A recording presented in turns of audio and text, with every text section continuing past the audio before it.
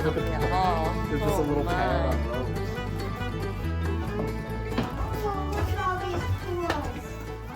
This room here would have been known as a common room. Corn cob Sort of pipe. like today's kitchen meets the living room. And this is where the tavern guests would come after traveling on the stage road. So when you go outside and we look around in just a minute, the railroad track to the adjoining Morris Boulevard would have been the old stage at the time. She would never serve her guests anything that would break. Because you imagine somebody that's been drunk, a little bit tipsy, they might turn something over. Or if she's got little ones like you guys, she'd be like, ooh, I don't think so, not my breakable good dishware. So she would serve you things in wood or things in tin. Now this is back in the day. If you've ever heard of trench mouth, this is a trencher plate, this square plate like this. And 2 to 3 guys might eat off of one plate. So give you a couple items here that you would have to serve. These are compressed bricks of black tea. You would turn it over and you would chisel off an individual brick like this. And then you would use a grater to grate powdery tea that you would make a paste for each individual cup. You can still find this today. Just be aware, it is very expensive. Developed by the Chinese 3rd, 4th century as a way to ensure long shelf life. To sweeten it up, you would have Kunzel sugar. And the seal on the front is proof that you have paid your tax. It would have been imported from the West Indies on sugarcane plantations. And so it was very expensive to get. And when you did get it out, you'd shave it. And as a result, if you wanted a less expensive alternative, you would use honey sorghum molasses for sweetening items with. Now, all your medicines, you can't be near an apothecary out in the wilderness. So you can't go to the pharmacy to get medicines. Everything you had was what you found out in nature. This is the root from a sassafras tree. And sassafras was a component later on in making root beer. And you use it for digestive elements. And you make a tea out of. And you would sweeten that up with a little bit of honey. The honey has medicinal purposes as well to ward off bacterial overgrowth on wounds. If you notice the notchings on this, it actually served the purpose for crushing and grinding grains into fine flour. It's a good handy weapon of defense for me if I'm by myself. Now I'm going to tell you, this is not the bar Davey killed when he was 3. Okay? I can assure you, he's not going to make it as a rogue. He's probably going to be in a Crocket family vault. Now I'm going to go over a couple of famous songs and phrases that you may know. The first is Pop Goes the Weasel. How many of you guys heard that song? This is a weasel. And I'm sorry guys you missed it popping yesterday. It popped, so it'll probably take me 20 minutes winding to get this thing to pop again. This was used for counting however many spools of thread, however many skeins of yarn that you have spun on your hand spinning wheel. Later models would have a foot pedal for keeping this wheel going. It collects here in the center. This is the spindle. We keep a piece of corn on the end so you guys here at eyeball level won't get poked or hurt or anything else. But when you get done, you wind it around the outside here. And then when you get to a desired amount that you need, the center here will click very loud, and then you know you have a precise amount for your sewing needs. So now the next time you hear that song, you're going to know, here's your weasel that pops. Just don't ask me where the monkey and the mulberry bush factor in. I have no idea. This is a trundle bed. If you've ever heard the expression sleep tight, don't let the bed bugs bite, here's where this comes from. Because this bottom bunk will slide out. This is where you, as mom and dad, would pack those slew of children, Davey and his 8 brothers and sisters, nice and tight on a couple of these. And then mom and dad would be sleeping on the top bunk. And then in the morning, they would, hopefully everybody's out of the bunk when they're doing this, slide this back into place, and this opens up your floor path here. And so the sleep tight comes from the support for the mattresses, which in this case, the top one here has a double mattress, top being feather, supported by a straw mattress. To support both of those, you see this woven rope system. Now, over time, due to usage, it would start to sag, and you'd start to droop in, almost like beanbag consistency. And so to tighten it up, you'd use this tool called a bed winch, or a wrench, or simply a winch, and later models would have one of these on the outside of the bed for tightening the ropes. But you go head to foot in between the outer parts of the bed, pulling and tightening all the ropes, tying a knot, which in this case would be on this side, on the end of the bed, and then going cross weave, tightening all the ropes and tying another knot on the end of the bed. Now you're sleeping tight for the night. The bed bugs, of course, comes from the mattress filler. I mentioned feather, straw. You might have Spanish moss if you're further down south, chaff of wheat, corn shuck. Anything that you collect and harvest throughout the year, that's your mattress filler. Along with that, you get fleas, ticks, lice, mites, anything else that crawls in and makes a home while you sleep and comes out in the middle of the night and bites you. So now you know the next time you hear sleep tight, don't let the bed bugs bite. Appreciate your ancestors that had to worry about this every night while they slept in one of these beds, okay? Now, if you notice, this bed gets kind of lumpy sleeping on it. So to make it memory foam like we have today, you use this little tool, and in the morning you beat and reshape the beds with it. Now, when I mentioned about the guns, this is the other highlight of this room. This one here is an original of the time period flintlock rifle. It's about an 1800, 1830s rifle. It has a range of about 100 to 200 yards. It's not very accurate because it has less rifling than the later models that come out during the Civil War, the Springfield, the Enfield rifles. This was your Revolutionary War through Civil War rifle.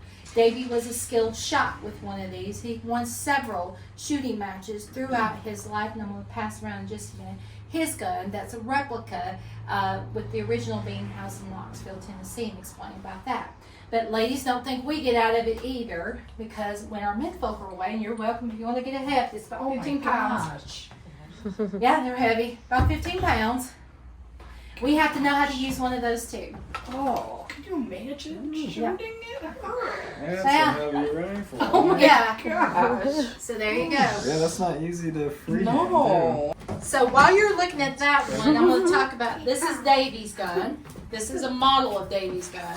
That's The pretty original heavy. he traded for horses Add some to bullets start to his that. marriage to Polly Finley. And it's about a 45 caliber rifle. So if you want to see the original of this gun, go to the East Tennessee History Museum in downtown Knoxville, Tennessee. But it can still be a workable 45 caliber Davey Crocket model rifle. Now with that, of course, you have to have your powder horn. The powder horn holds about 2 pounds of powder. You can get about 10 rounds fired, and this is nice because it has a pre-measurement set in place. So you don't underpack and create a dud or overpack it and run the risk of blowing the barrel up. Now with that, you have your cartridge pouch. This cartridge pouch with the wadding holds about 36 rounds. So to fire one of these, you're probably going to have up to 4 powder horns with you if you take a full box of cartridges. And then the final thing that I don't pass around is this hatchet. The hatchet here is useful because you would use it to clear out small saplings. You might use it to notch a place to support this rifle, because boys as young as age 8 or 9 would be handling a rifle like this. So they would use either the fork of a tree or a stump and lie prone to keep the weight up. So it's, as you just felt, it's quite hefty. So this was a useful tool to help with that. And also because the reload time on a rifle like this is somewhere between 2 to 3 shots per minute, depending on your skill here. So if you wound a large animal like a bear or a boar, you don't have a lot of time to reload this rifle and aim again. They're going to come charging at you. So this is a great last line of defense for you. So anyway, I don't pass it around because it's about to slip through the handle here. So got that out the hard way. First time I was about ready to do so, and just about lost it on my foot. So that's why I wear nice sturdy shoes. I'm going to let you guys look at the upstairs loft at your leisure. Now just envision when you go up the stairs, 2 to 3 men per bed, or on the floor, or outside, okay? And then you guys would be sacrificing that. Now, the adjoining room, as you go up the stairs, you're going to see to the left, that would have been a kid's loft. Moms and dads would lock you in at night, because if you have somebody that's been drunk, might be a little violent, Or this being the wilderness, they don't want you to scamper out the front door, and who knows what would happen to you if you got lost trying to go on the way to the outhouse at night. So most likely they give you a big old chamber pot, a couple of them, lock you in at night and say, see you in the morning, guys. Gross. Okay, so just envision that. Could you imagine being locked up there all night long? We are a reproduction of his boyhood home. Okay. The original, unfortunately, during the Civil War was used as a smallpox hospital.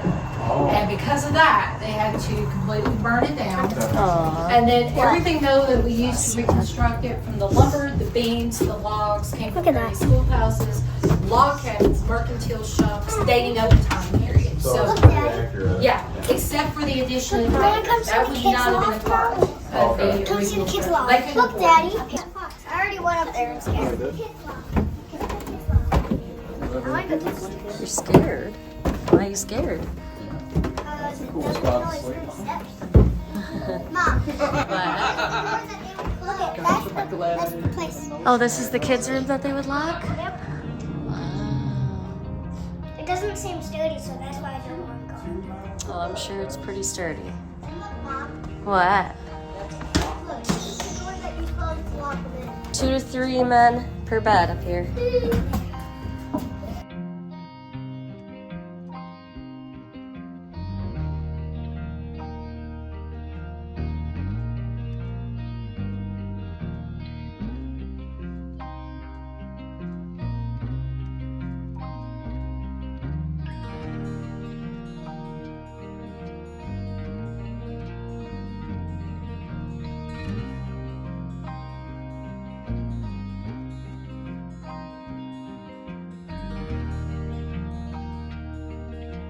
I'm sure that leaks. Get some rain in here. I don't know how it doesn't.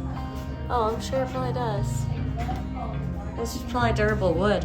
Or probably they just put wood, or they put Two men per bed up here, guys. Yep. Daddy, come see this window. Come see this window. Hey, bro, come here. So anywhere from 6 to 9 up here. Let's sleep on this bed. Feels that comfortable? Really? Really? So sad. Oh, that seems not Look at comfy the at all. There's just a Oh little pad my. on those. Yeah, that seems terrible. Oh, you on there too? Pretty cool, huh? What's in that? This thing. What's that thing? This thing? Yeah. And cool. Mom, you can't even poke your head in here. But you can't. Well, yeah, I guess I can't either. Oh, wow. In the morning.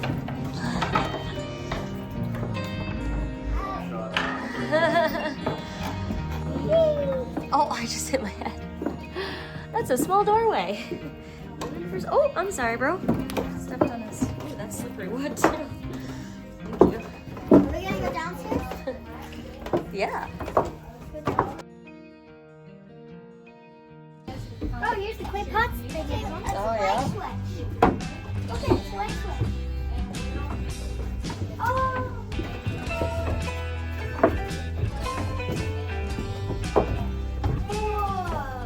Oh, look at all these tools.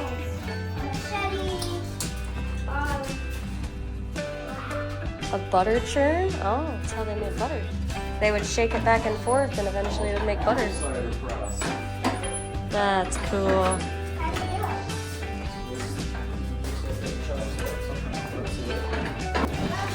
What? I know. You should get down though. This is all blacksmith tools. It's that. Oh. Mom, here's the apple cider press thing. Black, Mom. Yeah, you put the apples through. I know. I'm not sure what that does. Wow, there's some cool tools here.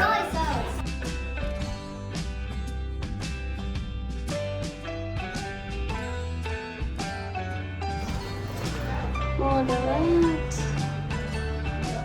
With the saw.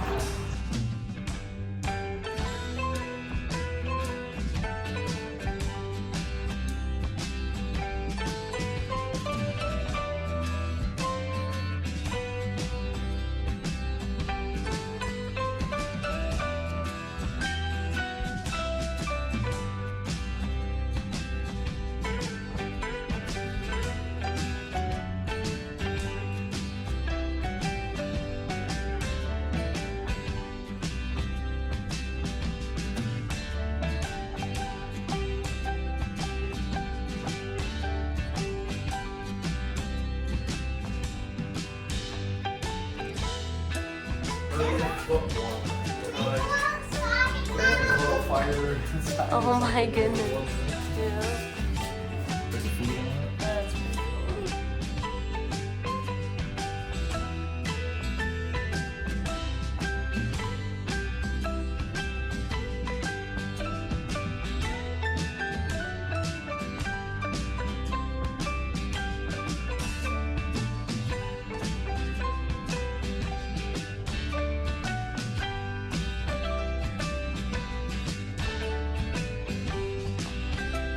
The original owner's name was Christian Bible. Wow. So I thought that's the That's most appropriate cool. name if your last name is Bible. Transported his family and all his goods and services in this Conestoga style wagon between 1795 and 1797. So fully loaded, this will hold about 2 to 3 tons. And you're roughly talking 2 to 3 miles an hour on the old stage road wow. if everything's behaving itself and you don't get stuck in mud or something doesn't break. Yes, ma'am. Is that where they put the horses? No, that's actually a corn crib. You would store your corn there to feed your livestock with. Now, eventually on a property like this, you would have a barn or some kind of pen to put your livestock and your animals with, but we just don't have it here. But that would have been where you get the feed for yourself and your animals too. Now, fully loaded, you're talking about having that hitched up with a team of oxen, usually about 4 to 6 to pull this. Taverns like this are generally located about every 10 to 15 miles on the road, which is about a day's journey by wagon. Other than nails and hinges, that's about the only thing that survived from the original structure being burned down. These two items next to it are the horns for announcing the arrival of the stage. The one in front is made out of a combination of tin and lead. So can you imagine putting one of those things in your mouth and bugling it? I don't think so. I personally would leave that down, thinking all the germs and other nasty stuff on the metal. But the one in the back that's curved, that's made out of gourd. Okay? That's a little bit doable. Now my other favorite items here are the photography here. These are daguerreotypes. And daguerreotypes was the earliest known form of photography, dating right around the mid-1840s time period. So if you've ever heard of tintypes, so it was printed on nickel plate. And the shutter speed for a camera like this is somewhere between 30 seconds to a minute. So that's the reason why everybody looks nice and grim. And if you're standing, they usually give you a brace to support your neck and your back to hold you ramrod straight for the entire time while it's being developed. Okay? My other favorite thing here is a first edition on this third shelf on the far left of Davey's autobiography. The original right here in Davey's handwriting. We do sell copies of the reprint in the gift shop, by the way, with his original writings in the center, but historian notes in the margins there that you can read and get updates with. And then I'm going to point out here what you're holding. This is a swing churn. So if you are into butter churning, if you probably saw the old-fashioned dash churn that we had upstairs, the time for making butter on that would be about an hour of consistent dashing. This came out in the 1870s, 1880s, cut it down to about 30 minutes. So as I equate, if you're a coffee drinker, there's your percolator for coffee making. Here is your Keurig, okay? So this would be the percolator of butter churns, the Keurig of butter churns here. Amish dairies still use a form of it today. Most of the tools that you're going to find in here, by the way, do date right around the mid-1800s, early 1900s. So everything you see here has been donated to us. I love the mallet. This mallet was given to us by a gentleman who acquired it from an old circus dating right around the year 1900. The inner core of this is solid metal, wrapped around by the outer core, which is wood to soften the blow. They're about 20-25 pounds. But in a circus, you would use it for driving the stakes in to support the tent.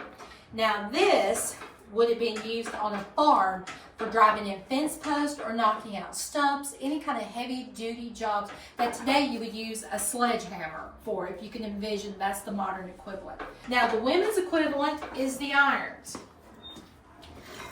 Now this one is doable. It's typically for clothing. It's about 6-7 pounds. You would heat this up over your fire. Of course, I'll not be touching this with my bare hands. I'll be nice and branded all the way through. But you use some heavy-duty hot pads to hold it up as you press out the clothing. Now this one, however, I don't lift up because it's about 30 pounds. And it's used for things like your bedspreads, your tablecloths, your other fancy linens. I always say they need to produce a Pioneer Man's Arms of Steel workout with the sledgehammers and the guns and everything else that they have to do. Here's your Pioneer Woman's Arms of Steel workout. It's sell like hotcakes. Busy. All right. So this room here was what's typically called a loom room. And we had a group of local women called the Dougherty family who had one in operation, a loom like this, for well over about 130 years, from the early 1800s to about 1930s, 1940s time period. This loom came from that operation. So if you people have ever heard the term of spinster for a single lady, this is where it comes from the spinning and weaving of fabric that you could sell. And so this is what you would use this for, and not for your family's use. You would use a smaller hand loom to make your own fabric. This was designed to trade, to sell. Now, all of these are some examples of patterns that you could create on a loom like this. And this size loom, or spinning wheel, golly, can I talk this morning? I'm like, okay, loom wheel, there we go. This right here would be used for cotton and wool and other heavy duty threads. Now, the smaller looms and wheels over here would be used for something called flax, so to make linen cloth out of it, because it's more fragile, it comes from a plant. This right here that we have on the end is spun flax. So if you ever read your fairy tales and you hear she has flax and blonde hair, this is flax. So this is your linen thread. Now, right over here, this is what flax looks like. It's almost like having straw here. And it's about a 10-step process to get it from this to the finished product, which is that. And so that's the reason why they consider it fancy linens, because it was very expensive to create and make. I'm almost finished, Train. Come on. Oh, now wait a second. I can talk loud, just not that loud. Used to be a children's librarian for well over a decade. Yep, you see it? It's a really long one. Yeah, it's a long. We've seen a long one too. You have. What you see behind you here, these pieces and the two on the far end, are hand woven, hand dyed, using all kinds of natural plants and other things to create your dyes with for producing the cloth and the different colors that you see. In the corner here, that little round vat, that would have been used for dyeing the threads or your yarns in the various colors. This one's standing, they call it a standing weaver. So when you're done with that weasel, you drape it over the top of this, and that's where, whoops, you're starting to wind up the bobbins or the spools individually by hand. You don't have the old sewing machines like we do today that can wind those bobbins nice and quick. You are the hand winder on those things. All right. Next to that are two hand-sewn quilts, pre-Singer sewing machine days, when you gather around in quilters' bees and do all that lovely stitch work, and you gossip, and then you give something like this away to a family member who may be getting married or having a baby. Now, the average life expectancy for both men and women here is about 45. So that's due to the harsh toil of daily labor outside or in the home, childbirth, infant mortality. So if you make it past 45, Davey was almost 50 and beyond. As I say, if you've seen old pictures of people and they look kind of ornery and mean, I say, you know what? You got every right to look how you want to if you make it through all that and survive past 45. So for you guys, this is the last stop on your tour. What years was he alive? 1786 to 1836. His timeline here would have been 1796 to roughly right around 1806. Oh, okay. Yeah. Wow. So about 10 years. Oh, he was only here for 10 years. Yeah, in for here, Morristown. yeah, in this area. Then from there, he kind of started going west. Okay. Through Dandridge and then heading down south to Alabama, where he fought in the War of 1812. Oh, wow. Yeah. Okay. So cool. Thus giving our name the Volunteers Day. Not that. Oh, that's a blacksmith shop.